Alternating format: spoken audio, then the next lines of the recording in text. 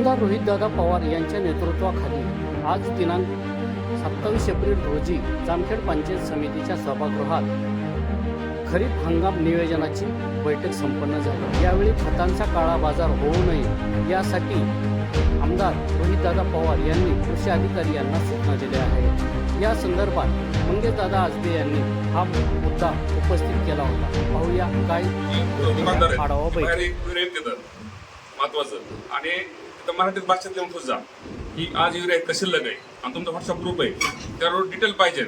काय होतं बाहेर युरिया द्या जातो आणि आपल्या तालुक्यातल्या लोकांना युरिया मिळत नाही। ते आता आम्हाला मिळतो, समजा आम्ही थोडं हलबिलत म्हणून, पण जी गरीब आहेत त्यांना युरिया मिळत नाही।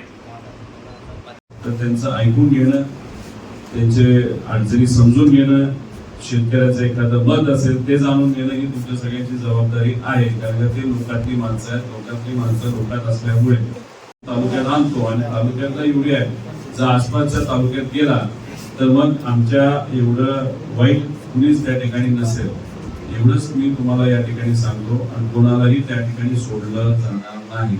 आता पाऊस पाडा असेल तर मी तुम्हाला बोलणार नाही, पण जे काय आपल्याकडे खत आले, बियाणं आले, त्या बाबतीत मात्र कळवलेलं झालं तर हे आम्हाला चालणार नाही। आता कदाचित बियाणाच्या बाबतीत होणार नाही, प्रोडक्शन जास्त आहे, मागणी कमी राहणार आहे। झालं तर युरियाच्या बाबतीत 100% होऊ शकतं, नाही DAPच्या बाबतीत 100% होऊ शकतं। त्याच्यात मात्र तुम्ही सर्वांनी दक्षता घ्यावी एवढीच विनंती करतो।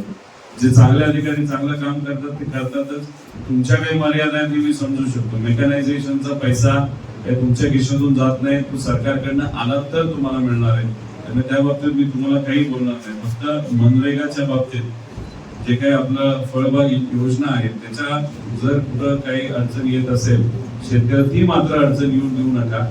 दुसरं, कागदपत्र करत असताना तोंड बघून, पार्टी बघून, कोणाचं काय बघून, कोण कोणाचा कार्य हे बघून तुम्ही मात्र करू नका।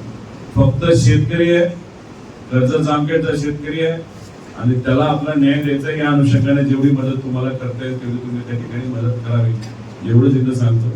दुसरं, कृषी विभाग आणि दुसरं ते जे काय 13-14 प्रस्ताव असतील, खोटं नाटक केलं असेल तर त्यात आपल्याला काही करता येणार नाही। छोटंफार एखादं डॉक्युमेंट राहिलं असेल तर शेतकऱ्याला अन्याय करू नका। आपलं गुंडे साहेबांच्या नावाने जी योजना आहे त्याच्यात जर काही कागद राहिले असेल थोडी मदतच करावी। आणि बहुतांश ठिकाणी जेव्हा करता व्यक्ती जातो त्या महिलेला नंतर घरच्या पोरांना डॉक्युमेंटचं काही कळत नाही, त्यामुळे थोडंसं तुम्हाला मार्गदर्शनच करावं लागेल। डॉक्युमेंटेशन ज्याला द्यायचं त्याला आम्ही देतो। मुद्दा एवढाच आहे, हे जे काही DBT महाडीबीटीचा मुद्दा आता मांडला, 2-3 लोकांनी विषय मांडले, माझं एवढंच आता कृषी अधिकाऱ्यांना सांगायचं आणि त्यांच्या सर्व कर्मचाऱ्यांना सांगायचे, या कंप्लेंट ज्या आल्या तर त्या कंप्लेंटच्या बद्दल तुम्ही ऍक्शन घेणार आहात। ऍक्शन म्हणजे जे हार्वेस्टर आहे तसं तुम्ही जिल्ह्याला काय म्हणतो मार्गदर्शन मागवणार आहात। यांनी जो मुद्दा मांडला त्याच्यावर आम्ही थोडंसं बॅक जाऊन कोण